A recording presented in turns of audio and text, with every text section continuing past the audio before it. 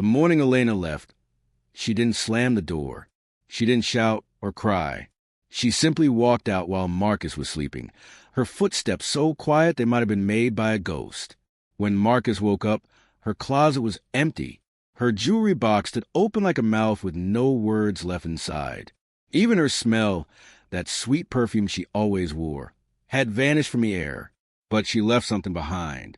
2 tiny babies, only 3 months old, sleeping in their cribs upstairs. Lily and Lucas. They didn't know their mother was gone. They didn't know anything except that they were hungry and wet and needed someone to hold them. Marcus stood in the nursery doorway, staring at them. His heart felt like a stone in his chest, heavy, cold, and hard. How could Elena do this? How could she leave her own children? He picked up Lucas, then Lily, holding one in each arm. They were so small, so helpless.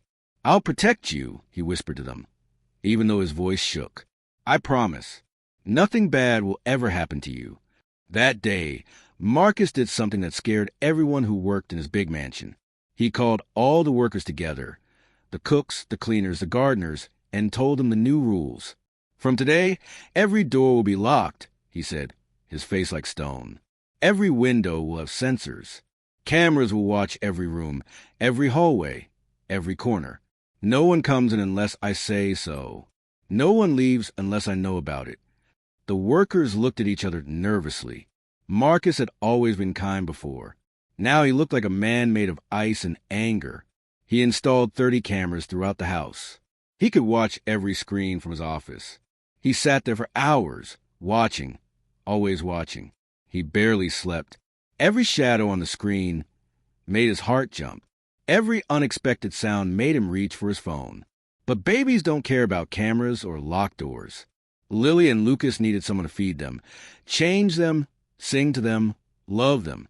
Marcus tried his best, but he was just one person, and he was so tired, so worried, so afraid. That's when Sophie arrived. She came on a rainy Tuesday afternoon, carrying a small brown suitcase and wearing a simple blue dress. She had kind eyes and gentle hands. The agency had sent her, a caregiver who specialized in twins. Marcus met her at the door, blocking her way. "You understand the rules?" he asked, his voice sharp. "Cameras everywhere. Locked doors. No visitors. No phone calls unless I approve them." Sophie looked at him calmly. "I understand," she said. "You're protecting your children. That's what a good father does." Something in her voice made Marcus step aside. She walked into the mansion without fear, went straight upstairs, and found the nursery where Lily and Lucas were crying. "Hello, little ones," Sophie said softly, picking up Lily. "Oh, you're hungry, aren't you? Don't worry. I'm here now." Marcus watched from the doorway, his arms crossed. He didn't trust anyone anymore. How could he? Elena had destroyed that. But over the next few days, something strange happened. Sophie sang to the babies, soft, sweet songs that made them stop crying. She fed them with such patience, burped them so gently, rocked them until they fell asleep with tiny smiles on their faces. The mansion, which had felt cold and dead since Elena left, started to feel warm again. Marcus still watched the cameras. Every night, he sat in his office, scanning the screens. He watched Sophie in the nursery, singing Lily to sleep. He watched her in the kitchen, warming bottles. He watched her in the hallway, carrying Lucas on her shoulder, patting his back until he burped. She never did anything wrong. She never made a suspicious phone call. She never tried to open locked doors. She just cared, really cared. But Marcus couldn't let his guard down. Not yet, not after Elena. Then came the night that changed everything. It was exactly 2:47 in the morning. Marcus was in his office, watching the screens as usual, when suddenly the nursery camera went black. His heart stopped. He jumped up, knocking his chair backward. He tried clicking the screen. Nothing. He tried refreshing. Nothing. The nursery camera was dead. Panic exploded in his chest.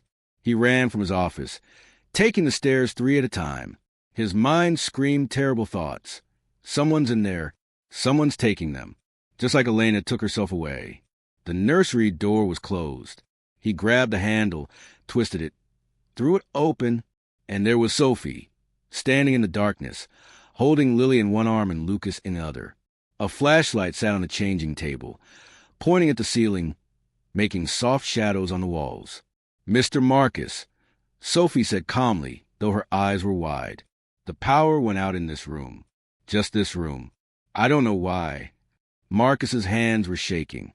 He checked the babies. They were fine, sleeping peacefully in Sophie's arms. He checked the windows, locked. He checked the door, locked from the inside. But the camera was still dead. The lights wouldn't turn on. 7 minutes.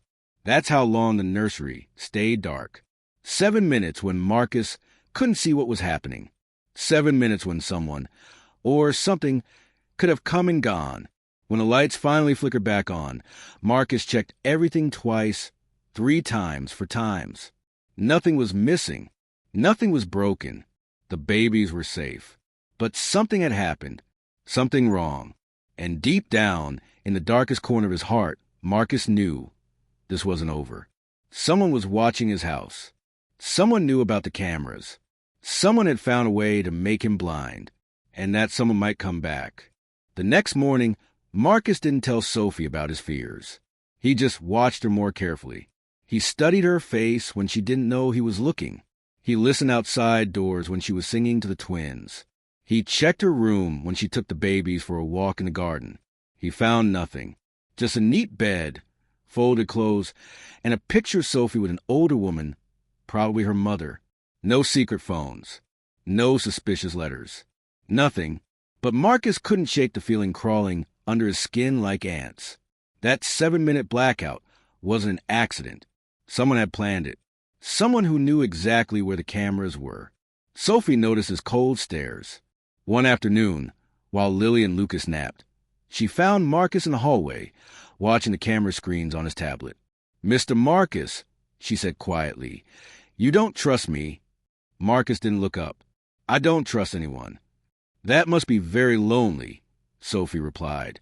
Her voice wasn't angry or hurt, just sad. "The babies feel it, you know. When you hold them, your heart beats fast. Your arms are stiff. They need you to relax, to breathe, to trust that the world isn't all danger." Marcus finally looked at her. Their mother left them. How can I trust the world after that? Sophie nodded slowly. "Elena hurt you." "She hurt them. But I'm not Elena. Every day I prove that. And every day you watch me like I'm a thief. When will it be enough?" Before Marcus could answer, a sound crashed through the mansion. Smash. Glass breaking. Downstairs. In Marcus's study. Marcus's face went white. He grabbed his phone, pulled up the camera app, and there on the screen was a man dressed in black, smashing the glass case where Marcus kept his safe. "Stay with the babies." Marcus shouted at Sophie, already running toward the stairs. "Lock the nursery door. Don't open it for anyone but me." Sophie ran the opposite direction, her heart hammering. She burst into the nursery, scooped up Lily and Lucas, who started crying from the sudden movement, and locked the door with shaking fingers. Downstairs, Marcus reached his study just as a man in black grabbed something from the safe, a small metal box. Marcus didn't keep money in there. He kept papers. Important papers about his business, about Elena, about things that could ruin lives if they fell into the wrong hands. "Stop," Marcus yelled. The man turned. His face was covered with a black mask. For one terrible second, their eyes met. Then the man ran, not toward the front door, but toward the kitchen, toward the back exit that led to the garden. Marcus chased him, his shoes slapping against the marble floor. The man was fast, but Marcus was desperate. He couldn't let those papers disappear. In the kitchen, the man yanked open the back door, except it didn't open. It was locked, triple locked, just like Marcus had ordered. The man spun around, trapped. He reached into his jacket, and Marcus's blood turned to ice. Was he pulling out a weapon? But no. The man pulled out a small device, pressed a button, and suddenly every camera screen in the mansion went black. Every single one. Marcus couldn't believe it. "You," he whispered. "You were here before. The nursery. You cut the power." The man didn't answer.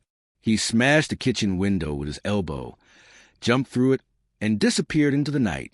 By the time Marcus got outside, the man was gone, swallowed by the darkness beyond the garden walls.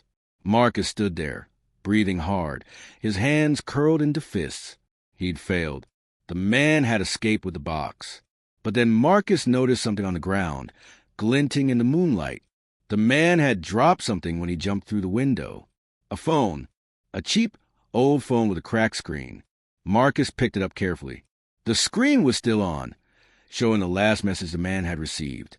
The upstairs hallway camera has a blind spot near the nursery. 7 minutes, then get out. And Elena. Marcus felt like the ground had opened beneath his feet. Elena hadn't just left. She'd been planning something. And she had help. Someone inside the house. Someone who knew about the cameras, the locks, the blind spots. But who? Back in the nursery, Sophie was sitting on the floor with Lily and Lucas, singing softly to calm them down. When Marcus knocked, 3 times their secret signal, she opened the door immediately. "Are you hurt?" she asked, looking at the small cut on Marcus's hand from the broken glass. "I'm fine," Marcus said, though his voice was hollow. The man escaped, but he dropped this. He showed her the phone, showed her the message. Sophie's face went pale. "Elena is behind this. She has help. Someone in this house told her about the cameras." Marcus looked at Sophie, really looked at her. "I need to know. Have you ever contacted Elena? Have you ever seen anyone suspicious around the mansion?" Sophie shook her head firmly. "Never. I swear on my life, Mr. Marcus, I would never hurt these babies. Never." And looking into her eyes, Marcus finally believed her. Sophie had been here during both attacks. She could have done terrible things. But instead, she protected Lily and Lucas. She locked them away safely. She put their lives before her own fear. "I believe you," Marcus said quietly. And he meant it. Sophie let out a breath she'd been holding. "Then we need to figure out who Elena's helper is. Because they're still here. Still watching. Still waiting." Marcus nodded. They sat together in the nursery, Lily and Lucas sleeping peacefully between them, while outside the window, the night kept its secrets. But Marcus knew one thing now. He wasn't alone anymore. Sophie wasn't his enemy. Together, they would find the traitor. Together, they would protect this family. And Elena, wherever she was, would face the truth of what she'd done. What happens when the person you trusted most becomes your greatest enemy? And what if the person you doubted becomes your hero? Hold your breath, because everything is about to change. The morning after the break-in, Marcus gathered every single worker in the mansion. The cook, the gardener, the 2 cleaners, the security guard at the gate, and Sophie. They all stood in the great hall, nervous and confused. Marcus held up the phone he'd found. "Someone in this house has been helping my wife. Someone told her about the cameras. Someone helped a thief break into my home." His voice was cold as winter ice. "I want to know who." Silence. Nobody moved. Nobody spoke. Then Sophie stepped forward. "Mr. Marcus, may I say something?" Marcus nodded. Sophie turned to face everyone. "I've only been here 2 weeks, but I've seen something. 3 nights ago, I went downstairs for warm milk for Lucas. I saw someone in the hallway, talking on a phone, whispering. When they saw me, they quickly hung up and pretended they were just walking." "Who?" Marcus demanded. "Who was it?" Sophie pointed. "Mr. Raymond, the security guard." All eyes turned to Raymond, the older man who controlled the front gate. His face went red, then white, then red again. "That's ridiculous." Raymond shouted. "I would never." "Check his phone," Sophie said calmly. "Check his messages."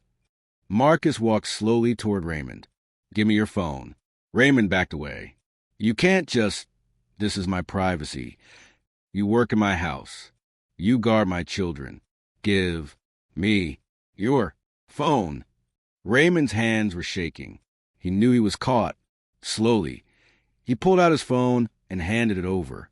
Marcus scrolled through the messages. His face grew darker with every word he read. Messages to Elena. Messages about camera locations. Messages about the safe. Messages about when Marcus would be alone in his study. You did this for money? Marcus whispered, his voice breaking. You put my children in danger for money? Raymond's shoulders slumped. She offered me $50,000. I have debts, Mr. Marcus. Gambling debts. Bad people were coming after me. Elena said she just wanted some papers from your safe. Nothing that would hurt anyone. I didn't know she'd send a thief. I didn't know. You knew enough, Marcus said, his voice like steel. You betrayed my family. Get out. The police are on their way. Raymond tried to run, but Marcus's other workers blocked the doors. Within minutes, sirens wailed outside. 2 police cars pulled up to the mansion, but the police didn't just come for Raymond. They came with news about Elena. Detective Sarah Morales stepped into the great hall, her face serious. Mr. Marcus Hale? We've been looking for your wife for 3 weeks. We finally found her. Marcus's heart stopped. Where is she? In custody. In another state. She was arrested 2 days ago trying to use fake identity papers at a bank. She has gambling debts to some very dangerous people. Over $200,000. She was planning to steal from your safe to pay them off. Marcus sat down heavily on the stairs. His whole body felt numb. She left her babies for gambling debts? Detective Morales nodded. She's being charged with abandonment, conspiracy to commit theft, and fraud. She'll likely go to prison for several years. Sophie, still holding Lily, stepped closer to Marcus. She didn't say anything.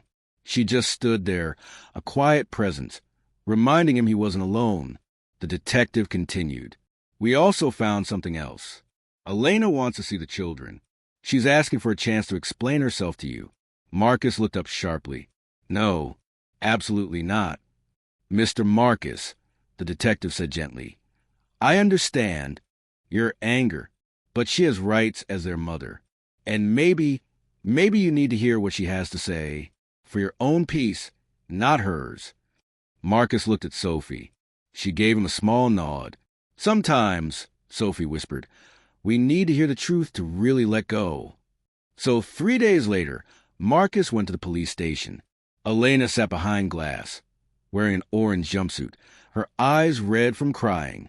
She looked so different from the beautiful, confident woman who'd left him. She looked broken. Marcus, Elena said to the phone, her voice cracking. I'm so sorry. I'm so sorry. Marcus said nothing. He just stared at her. I got scared, Elena continued, tears rolling down her cheeks. I started gambling when I was pregnant. Just small bets at first, then bigger ones. I kept thinking I could win it all back, but I lost everything. Then I borrowed money from the wrong people.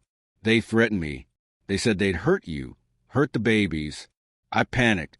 I thought if I ran away, if I got the papers from your safe and sold them, I could pay everyone off and come back. I thought I was protecting you. You left our children, Marcus said quietly. You didn't even say goodbye. I know, Elena sobbed. I know, and I hate myself for it.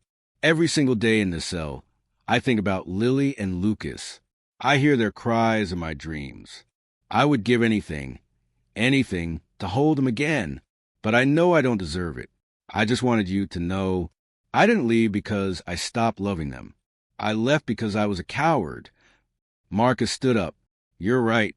You are a coward, and you don't deserve them. He started to walk away.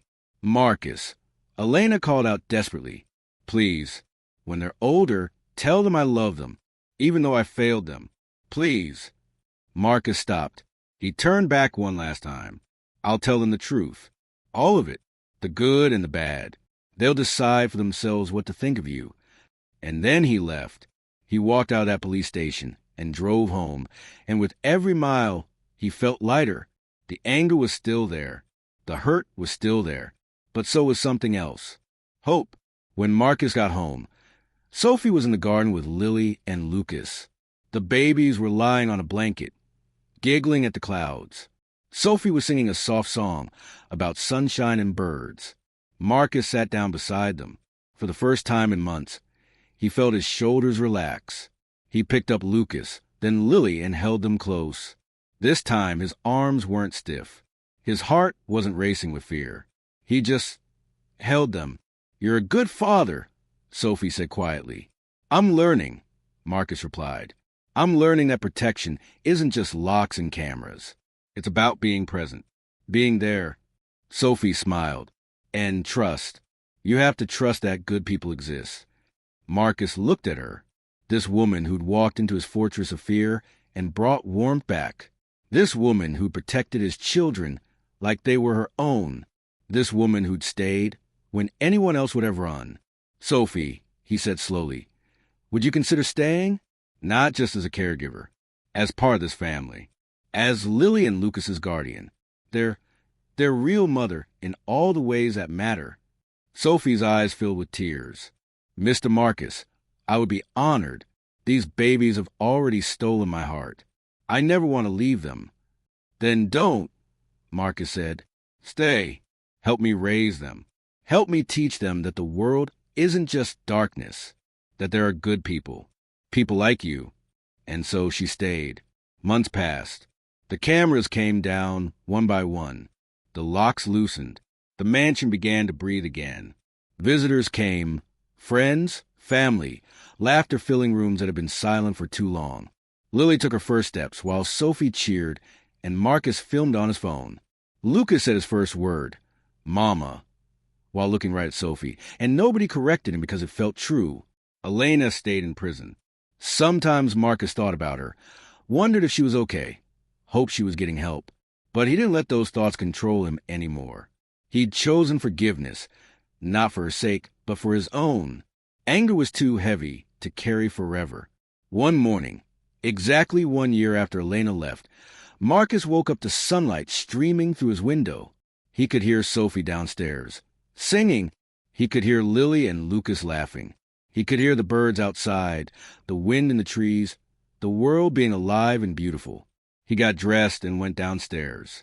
Sophie had made pancakes. Lily and Lucas sat in their high chairs, syrup on their faces, joy in their eyes. "Good morning," Sophie said, smiling at him. "Good morning," Marcus replied. And it really, truly was, because they'd survived the darkness. They'd faced betrayal and fear and loss. But they'd also found something stronger. They'd found each other. They'd found trust. They'd found love in the ruins of what had broken. And that, Marcus thought as he sat down with his family, was everything. The end.